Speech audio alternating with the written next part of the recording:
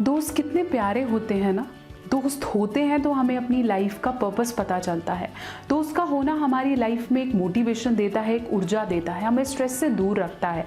लेकिन अगर दोस्त स्ट्रेस में हो तो बहुत बुरा फील होता है। हम बहुत कोशिश करते हैं कि हम अपने दोस्त को स्ट्रेस से जल्दी बाहर निकालें और उस समय उसके लिए अवेलेबल हो सके। लेकिन बहुत बार हम अपनी दोस्ती में उसके स्ट्रेस पर होने पर ऐसी स्टेटमेंट्स का, ऐसे वर्ड्स का यूज़ करते हैं जो कि रॉन्ग डायरेक्शन में चला जाता है। शायद उसे स्ट्रेस में और ले जाता है और उसके प्रॉब्लम को सॉल्व करने की बजाय उसकी पर्सनालिटी को बहुत ज़्यादा डिग्रेड कर देता है। तो अगर आप भी अपने दोस्त को हेल्प करते हैं, उसके स्ट्रेस के टाइम पे उसका सॉल्यूशन देते हैं, तो ये वीडियो आपके लिए है। हेलो, मैं हूँ डॉक्टर नेहा मेहता। मैं क्लिनिकल साइकोलॉजिस्ट यानी कि एक मनोवैज्ञानिक हूँ और मेरा क्लिनिक हिसार हरियाणा में है। आज मैं आपसे बात करने वाली हूँ कि दोस्त को स्ट्रेस से बाहर निकालने के लिए किन चीज़ों, किन टेक्निक्स का यूज़ आपको करना चाहिए। लेकिन इससे पहले आपने मेरे चैनल को सब्सक्राइब करना है, मेरी इस वीडियो को लाइक करना है, शेयर करना है और अपने उन्हें सभी दोस्तों के पास ज़रूर भेजना है जो आपकी हेल्प करते हैं।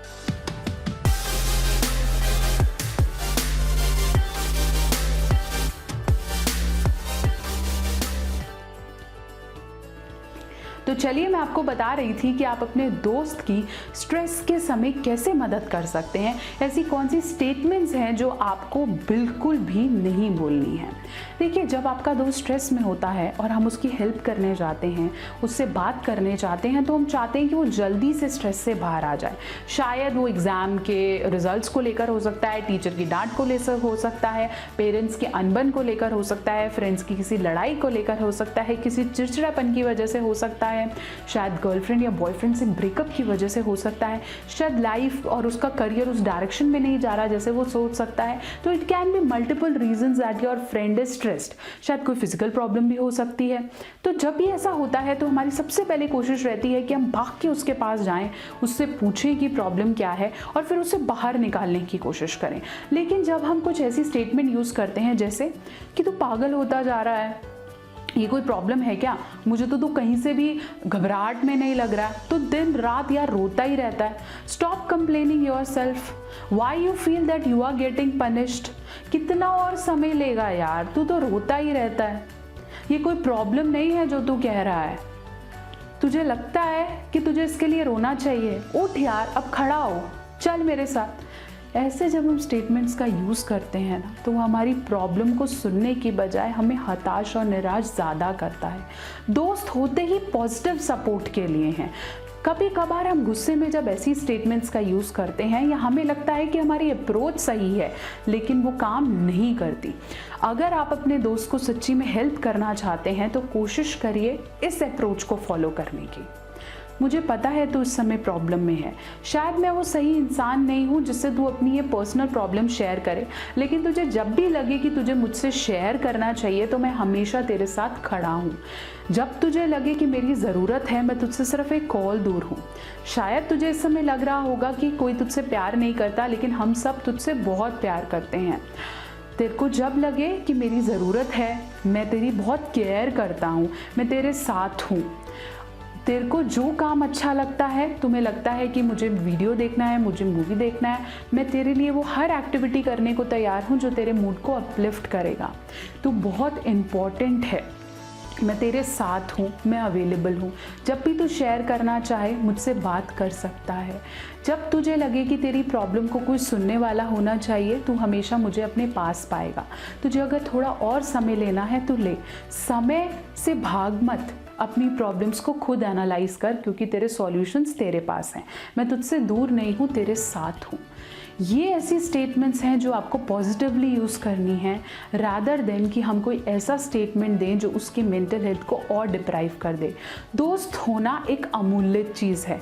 It is one of the very precious thing in your life. कहते हैं पैसा, प्रॉपर्टी आप कमाते नहीं हो, आपको अपनी लाइफ में मिलता है। आप कमाते क्या हो? दोस्ती, और वो उससे ज़्यादा प्रेशियस कुछ नहीं हो सकता। तो अपने टंग के कुछ फॉल्ट्स की वजह से, कुछ ऐसे स्टेटमेंट की वजह से हम उन्हें छोड़ नहीं सकते। और अगर वो किसी स्ट्रेस या किसी प्रॉब्लम में है तो हमारी टेक्निक, हमारा अप्रोच बिल्कुल अच्छा होना चाहिए। एक कॉमन गलती जो हम सब करते हैं, जब हम मेरे दोस्त प्रॉब्लम में होता है तो हम उसे प्रॉम्प्ट करते हैं, उसे पोक करते हैं, मुझे बताना क्या प्रॉब्लम है, मैं सॉल्यूशन दूंगा। और फिर वो सॉल्यूशन एज अ काउंसलर नहीं देते, फिर हम वो सॉल्यूशन एज ए एडवाइस देते हैं, हम अपने एक्सपीरियंस के हिसाब से देते हैं। बहुत कॉमन प्रॉब्लम मैंने इसे सुनी है कि शायद ब्रेकअप हो जाता है तो हम बोलते हैं मैंने तो तेरे को पहले ही बोला था वो लड़की ठीक नहीं है, तो मेरी बात तो सुनता है नहीं है, मैंने तो तेरे को पहले ही समझाया था। देखिए, अपनी एडवाइसेस को दूर रखते हुए अगर हम उसके सामने अवेलेबल हो जाएंगे, अवेलेबल होना बहुत बड़ी बात है। जब सनलाइट है ना, वो फ्लावर के लिए अवेलेबल होती है, प्लांट के लिए अवेलेबल होती है हमेशा, उसके अंदर घुस के उसको सनलाइट देने की कोशिश नहीं करती, प्लांट अपने आप उस डायरेक्शन में जाता है जहाँ धूप होती है। तो अवेलेबिलिटी होना बहुत ज़्यादा ज़रूरी है, केयर होना बहुत ज़्यादा ज़रूरी है। छीन के, उससे पोक करके, उसकी प्रॉब्लम को सुन के सॉल्यूशन देने की अवेलेबिलिटी नहीं होनी चाहिए। जब वो शेयर करेगा तो उससे सुनिए। लिसनिंग स्किल्स डेवलप करना बहुत ज़्यादा ज़रूरी है। कभी कभार बिना एडवाइस दिए अगर वो आपसे शेयर कर लेता है ना, आपका दोस्त बहुत ज़्यादा हल्का हो जाता है और आपकी इंपॉर्टेंस उसकी लाइफ में बहुत ज़्यादा बढ़ जाती है। कभी कभार हम एग्जैक्टली हेल्प भी नहीं कर पाते हैं, शायद कोई फाइनेंशियल क्राइसिस, शायद पेरेंट्स से कोई बात, लेकिन अगर हम सुन लेते हैं तो उसकी बहुत हद तक प्रॉब्लम सॉल्व हो जाती है। अगर मैं आपसे बात करूं कि अगर आपको उसका सॉल्यूशन नहीं मिल रहा है, बहुत फ्रेंड्स मुझसे आके पूछते हैं कि मैम मैंने बहुत हेल्प करने की कोशिश की लेकिन स्टिल ही क्राइज ऑन, या परेशान रहता है, मैं कैसे हेल्प करूं। देखिए, आप ही ऐसे लोग हैं जो उसको सही सलाह दे सकते हैं। अगर आपको लगता है मेरी हेल्प, मेरी एडवाइसेस काम नहीं कर रही हैं, तो उसे काउंसलर पर जाने के लिए बोलिए। और अगर आपको लगता है वो अकेले डर रहा है तो आप खुद जाइए। किसी काउंसलर की सलाह लेने का मतलब ये नहीं है कि आपका दोस्त पागल हो गया है, इसका ये मतलब है कि आप उसके लिए सजग हैं, आप उसके लिए रिस्पॉन्सिबल है कि मेरे को, मेरी फ्रेंड को सही गाइडेंस देनी है। आजकल तो ऑनलाइन सेशंस भी अवेलेबल हैं। अगर आपको लगता है कि आपको फिजिकली नहीं जाना है, आपको अपनी आइडेंटिटी या रिस्पेक्ट पे कोई डाउट लगता है, तो कोशिश करें अपनी फ्रेंड को कन्विंस करें ऑनलाइन सेशंस लेने के लिए।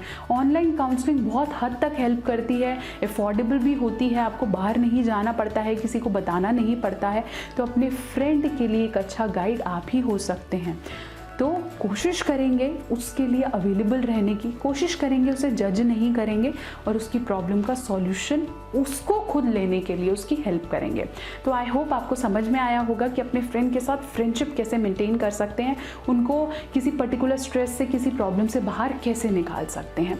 अगर आपको लगता है कि आप उसको सॉल्यूशन देना चाहते हैं तो खुद से बात करने के बजाय या खुद गूगल पे सर्च करके डॉक्टर बनने के बजाय कोशिश करें उसके साथ बैठें, उससे बोलें कि चल तेरी प्रॉब्लम को ना गूगल पे देखते हैं। फिर जो टिप्स मिलेगी उसे धीरे धीरे होम बेस्ड खुद अप्लाई भी कर सकते हैं, लेकिन कोशिश करें कि वो खुद अपनी प्रॉब्लम का सॉल्यूशन खुद ढूंढे।